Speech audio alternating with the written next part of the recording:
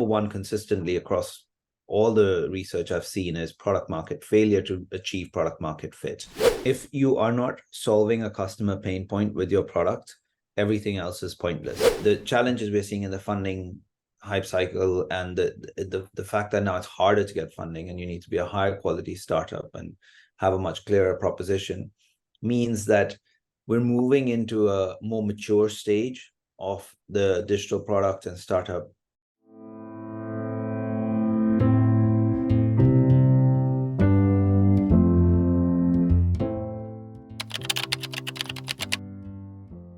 Yeah, so a little bit about background on myself. I've spent most of my career before Studio Graphene in the corporate world, working with a number of tier one investment banks, building front office trading systems, looking at how to facilitate technology integration around a target operating model when larger banks bought smaller banks after the financial crisis.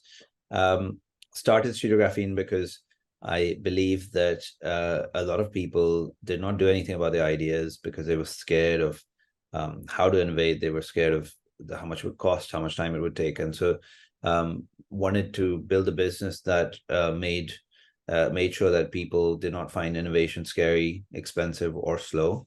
And launched Studio Graphene just under 9 years ago on that premise, and wanted to build an interdisciplinary team that can help bring ideas to life across product management and product strategy and through to UI, UX design and custom software testing and the various kind of engineering specialisms that you need for a new product.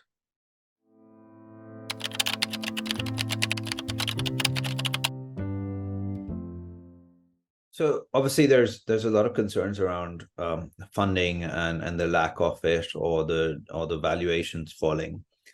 But I think that's a cycle, that's an economic cycle that we go through. Sometimes the market's good, sometimes the market's bad. But I think one thing that's very consistent as a challenge is there a market need for your product? Is there a customer pain point that your product solves? And if you can't do that, you don't find product market fit. And no matter where we are in the investment climate and investment cycle, you're unlikely to succeed. So I know, for instance, CB Insights has done research into this and categorized the main reasons startups fail. So obviously they've looked at things like running out of cash, investment, right team, etc. But number one consistently across all the research I've seen is failure to achieve product market fit.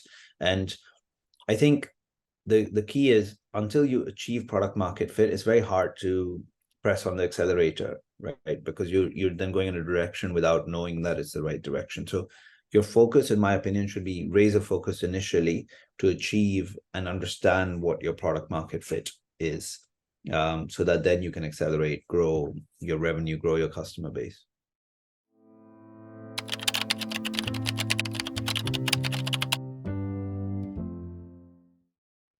So I think both go hand in hand, but the starting point definitely for me, and it comes back to the previous question around product market fit, is if you are not solving a customer pain point with your product, everything else is pointless. So I would focus on the true minimum viable product, which is high quality but very limited in feature set to test your hypothesis, right? So you're at this stage, at a kind of a solo founder or a bunch of co-founders, early stage, you're saying, I believe that there is this customer pain point, and I believe that my product will solve this customer pain point.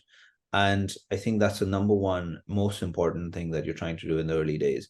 You're trying to build an advisory board. You're trying to build complementary skill sets in your team.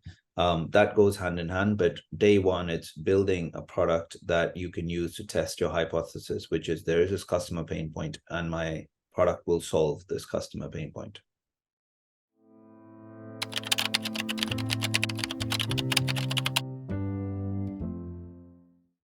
Sadly, the most consistent mistake is a feature-heavy product,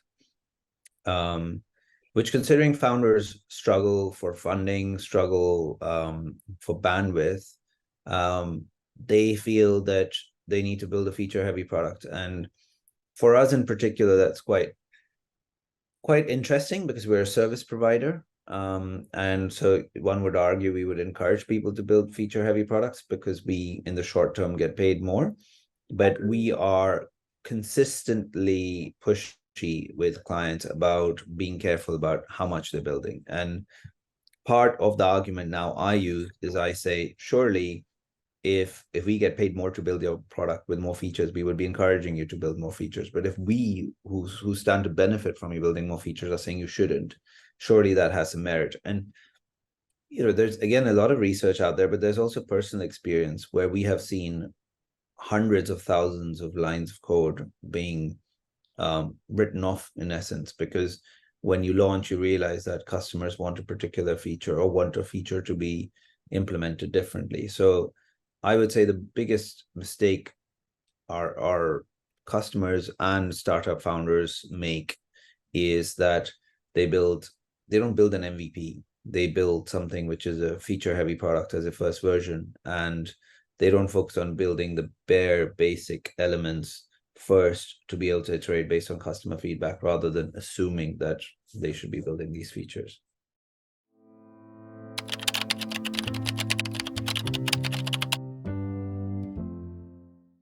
I always think of a product in the same way as building a building.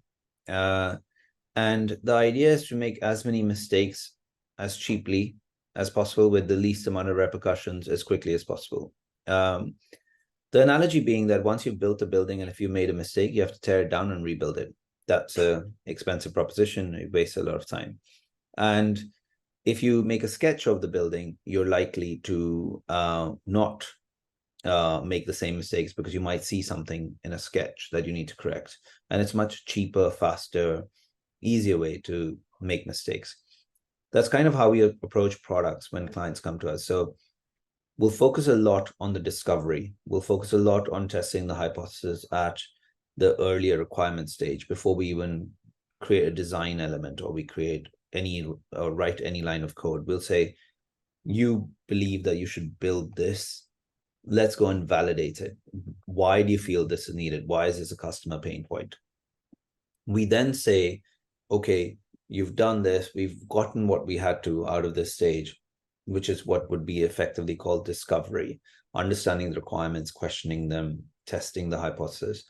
We then move to the design stage because we feel that's the next logical part of the process. Because again, you're not jumping to build something.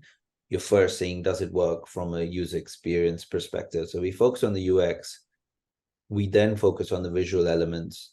We then focus on the technical analysis to understand the best way to build this product. So using the building analogy, we've gone from saying, why should we build this building? Who should we build it for? Is this building needed? We then design the building. We then create, let's say, the CAD drawings or the model for it. We then look at, well, what are the best materials to use for this, bearing in mind the budget, bearing in mind what the user need is and what the competitive landscape is like before we start building the building. Now, this is quite a slow chronological process, and startups also sometimes need to move things more quickly.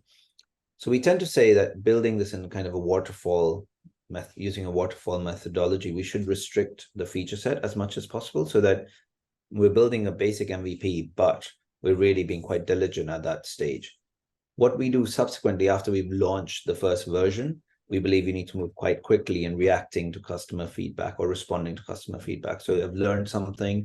I've realized if I do this, my product will become better. So then we work in much speedier agile sprints where we are working in 2 or 3 week agile sprints and shipping an iterative version of the product based on what's in our backlog, which is usually sourced from what the customer feedback is. So we, rightly or wrongly, we follow this 2 different approaches depending on where we are at in the life cycle. A much more rigid waterfall approach in the beginning, and then much more agile, iterative, sprint-based approach as we go from non-existent version to a version in a production live environment.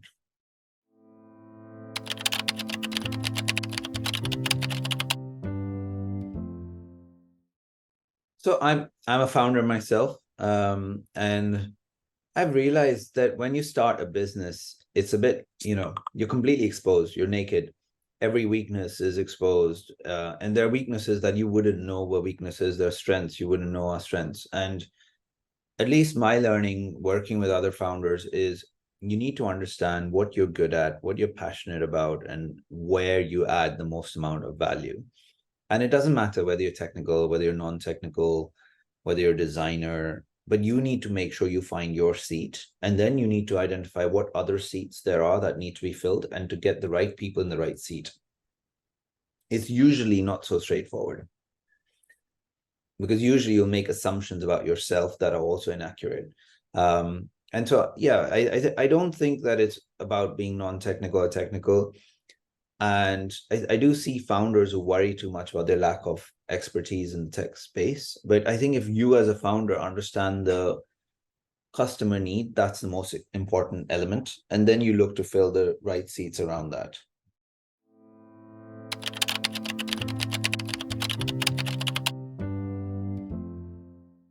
I think everyone you ask this question to will say that the biggest trend and buzzword is AI, and generative AI. And I think there's always a trend, there's always some buzz around stuff. But I think the trend actually I'm seeing, which I think is an underlying trend, is that the startup ecosystem is coming of age. The digital product market is coming of age. And by that, I mean that the challenges we're seeing in the funding hype cycle, and the fact that now it's harder to get funding and you need to be a higher quality startup and have a much clearer proposition, means that we're moving into a more mature stage of the digital product and startup ecosystem, which I know there's a lot of pain associated with it, but personally I find that quite exciting, because I think it will become a proper industry and people will start to evaluate it as if it's a proper industry. And so whilst the trend is clearly around the AI space, I think the other kind of underlying trend is this more mature, serious approach to digital products and trying to build products that solve real problems, provide real value to users. So almost this seriousness and almost less hype is the underlying trend I'm seeing, but it's more subtle and not as much in the news, because obviously we all talk about AI, which I do think is the most exciting thing too, but that's more prevalent in the news. But I think the underlying trend of being focused on delivering value to a customer is also there.